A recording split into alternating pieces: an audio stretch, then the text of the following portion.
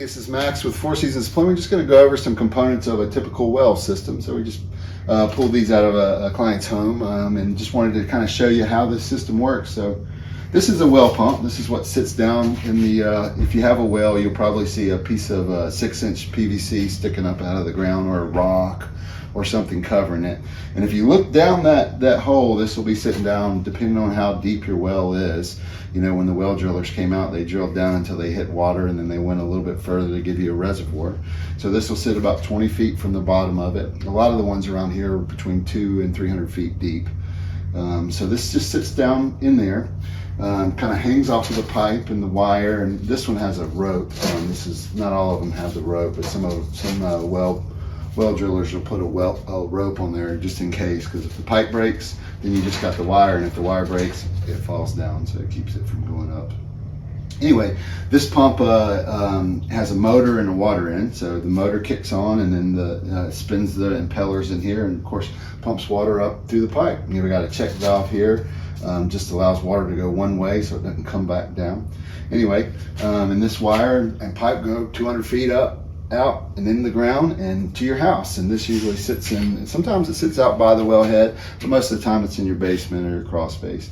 And this is your pressure tank. So the water's coming in here. These wires tie onto this, which is the pressure switch, essentially the brain of the operation here. So you got a ground wire that just hooks to the ground, and you got a red wire that hooks on one terminal and a black one that hits on the other. And then on the other terminals, they just switch over and go to the power. And this switch is a 40-60 switch, meaning that it has two pressures that it reads, the cut-on pressure and the cut-off pressure. The cut-on pressure is 40 psi and the cut-off pressure is 60 psi. So the pump will kick on and bring that water all the way up to 60 psi, and when it hits 60, these terminals open up and don't allow the power to go across from the panel to the pump. And of course you use water, and as the pressure comes back down to 40 psi, then it kicks on, gives power, and pumps it back up to 60 and kicks off. And that's kind of how it works. This pump is either on or off. It kicks on, generates a lot of heat when it kicks on, so it's important that it has a little bit of a run time. You need to have at least a minute run time on these switches, because when it kicks on, it generates a lot of heat, but then it pulls that 50-degree water over that pump and cools it back down, which makes the pump last a lot longer.